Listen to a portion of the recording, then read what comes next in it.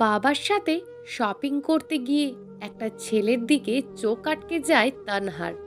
Shopping মলের বাইরে একটা গাছের নিচে বসে আছে চাপ দাড়িওয়ালা একটা সুদর্শন ছেলে। তানহা হাঁ করে তাকিয়ে আছে। কিরে, দাঁড়িয়ে গেলি যে, চল। মন খারাপ করে বাবার সাথে শপিং মলে ঢোকে তানহা।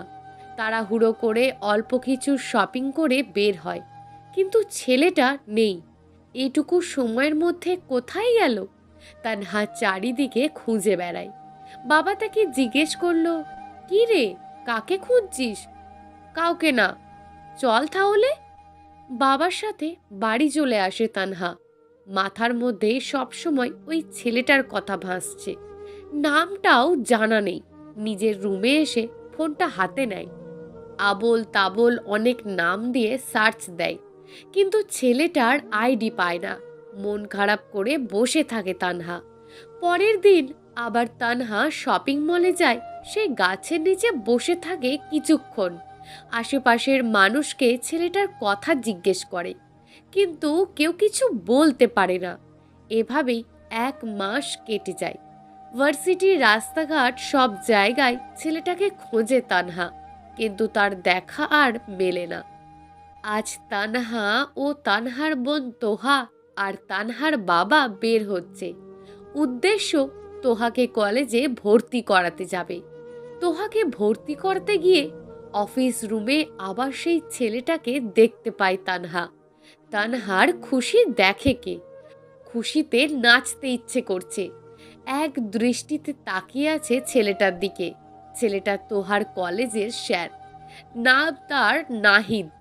তানহা চোখ ফেরানোর প্রয়োজনই মনে করছে না। নাহিদ তানহাকে এভাবে তাকিয়ে থাকতে দেখে একটু বিরক্ত হয়, কিন্তু তানহার সেদিকে কোনো খেয়ালই নেই। আপনি চলো। তোহার কথায় তানহা চোখ সরিয়ে নেয়। আমি কি আপনার ফেসবুক আইডিটা জানতে পারি? তানহার কথায় তানহার বাবা, তোহা আর নাহিদ তিনজনই অবাক। নাহিদের একটু রাগ হয়। হোয়াট? প্লিজ না করবেন না, জাস্ট আপনার ফ্রেন্ড লিস্টে একটু জায়গা চাই প্লিজ। নাহিদ মাহমুদ। তানহা তখনই সার্চ দেয় আর পেয়ে যায়, ফ্রেন্ড রিকোয়েস্টও দেয়। অ্যাকসেপ্ট করেন। ইচ্ছে না থাকা সত্ত্বেও নাহিদ রিকোয়েস্ট অ্যাকসেপ্ট করে। তানহা হাসি মুখে বাই বলে চলে যায়। তানহার এমন বিহেভের জন্য তানহার বাবা হাজারটা বকা দেয়। মুখ বুজে হজম করে নেয় তানহা। রাতে তানহা 5টা মেসেজ দেয় নাহিদকে। নাহিদ সিন করে, বাট রিপ্লাই দেয় না। রাগ হয় তানহার। যদি বিজি থাকো তো সিন করো কেন? সকাল সকাল তানহা বেরিয়ে যায়। তোহার কলেজে যাবে। নাহিদ কেন রিপ্লাই দিল না সেটা জানতে। কলেজ পৌঁছে যায়। নাহিদ অফিস রুমে বসেছিল। তানহা ঢুকে পড়ে। আমার মেসেজের রিপ্লাই কেন দেন না? নাহিদ ফাইল চেক করছিল। তানহার কথায় মাথা তুলে তানহার দিকে তাকায়। আমার ইচ্ছে হয় নাই, তাই দিইনি। কেন ইচ্ছে হবে না? আমি জাস্ট জানতে চেয়েছি কেমন আছেন। আমি অলওয়েজ ভালো থাকি। এমন কেন আপনি? আমি এমনই। তানহা এবার নাহিদের কাছে গিয়ে কলার চেপে ধরে বলে, আমার মেসেজের রিপ্লাই না দিলে খুব খারাপ হয়ে যাবে। কথাটি বলেই হন হন করে চলে যায় তানহা। নাহিদ মুখটা কালো করে বসে থাকে। আবার রাতে তানহা নাহিদকে মেসেজ করে, নাহিদ সাথে সাথেই রিপ্লাই দেয়। এইভাবেই দিন কাটতে থাকে। নাহিদের সাথে তানহার প্রতিদিন রাতে কথা হয়, আর তানহা প্রতিদিন নাহিদের কলেজে যায় নাহিদকে দেখতে। আজ তানহা অনেক বড় একটা সিদ্ধান্ত নিয়েছে। সেটা হলো নাহিদকে প্রপোজ করবে। একটা পার্কে ডাকে নাহিদকে। তানহার আগেই নাহিদ পার্কে চলে আসে। তানহা এসে দেখে নাহিদ বসে আছে। এই লোকটা সবসময় বসে থাকে কেন? তানহা আজ একটা লাল শাড়ি পরে এসেছে। তানহা নাহিদের পাশে বসে। একগুচ্ছ ফুল নাহিদের দিকে এগিয়ে দিয়ে বলে, ভালোবাসি আপনাকে, আপনার সাথে সারা জীবন থাকতে চাই। আপনার ছায়া হতে চাই। আমার ভালোবাসার রঙে আপনাকে রাঙাতে চাই। আপনি কি আমার হাতটা ধরবেন?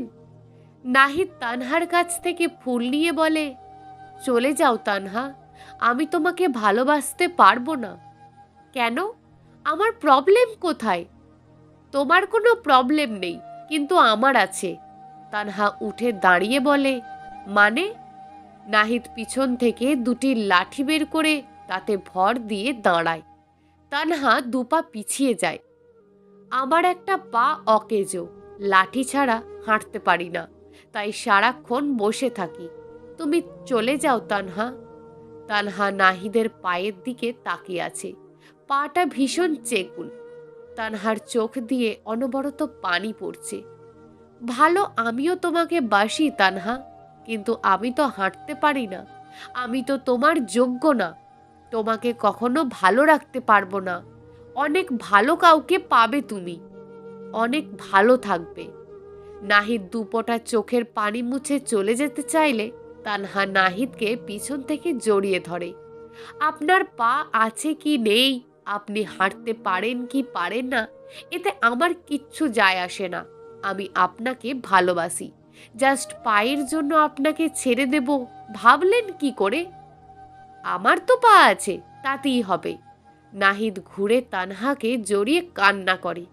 এত সুন্দর, এত পারফেক্ট একটা, কিন্তু একটা পা নেই, ভাবা যায়? তানহা বাড়িতে এসে বাবাকে বলে নাহিদকে সে বিয়ে করবে, কিন্তু কেউ রাজি হয় না। ওরকম একটা ছেলের হাতে কিছুতেই তারা তাদের মেয়েকে বিয়ে দেবে না। তানহা বোঝাতে বোঝাতে ক্লান্ত।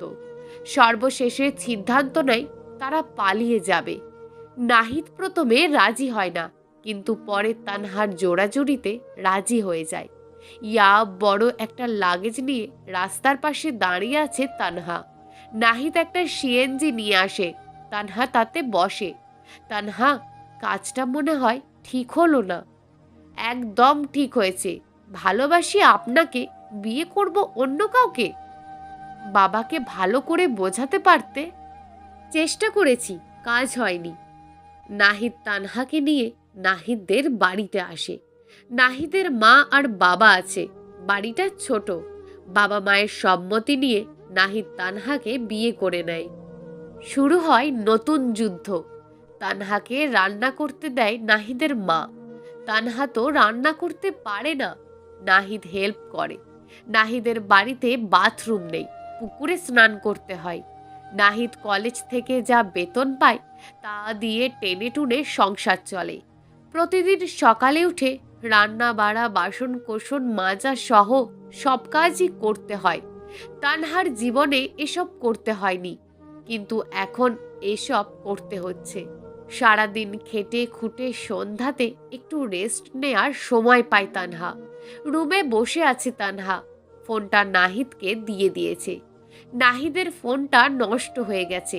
নতুন ফোন কেনার টাকা নেই, তাই তানহা তানহার ফোনটা দিয়ে দিয়েছে নাহিদকে। মাথায় কারোর হাতের স্পর্শে তাকায় তানহা। দেখে নাহিদ তানহার মাথায় ফুলের গাজরা দিচ্ছে। তানহা একটু মুচকি হাসে। তোমার খুব কষ্ট হচ্ছে তাই না তানহা? কি করব বলো, আমার সামর্থ্য নেই একটা কাজের লোক রাখার। মাও কাজ করতে পারে না।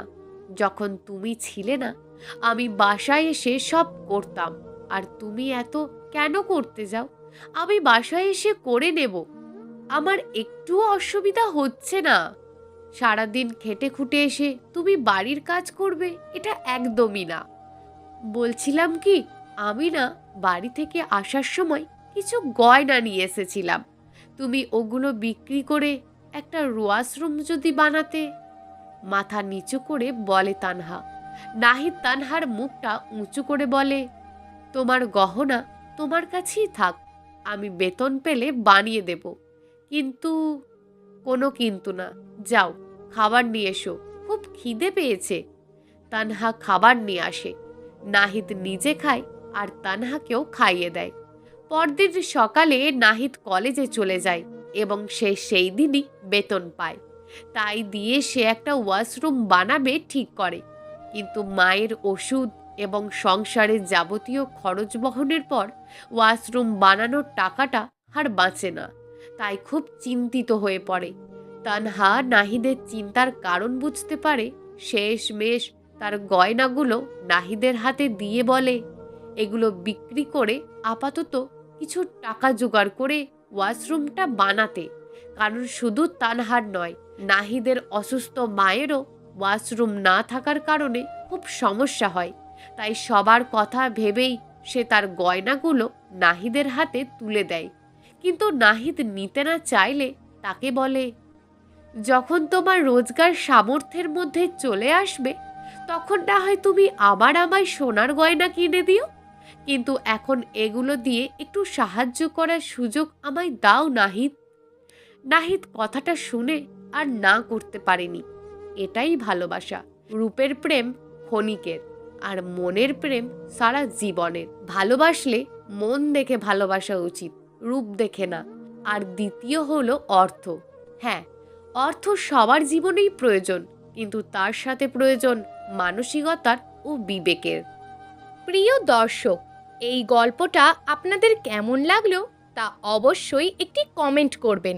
আর যদি গল্পটা আপনাদের ভালো লেগে থাকে তাহলে ভিডিওটিতে একটি লাইক করে দেবেন এবং এই ধরনের ভিন্ন স্বাদের গল্প শোনার জন্য চ্যানেলটিকে অবশ্যই সাবস্ক্রাইব করে আমাদের সঙ্গে যুক্ত থাকুন।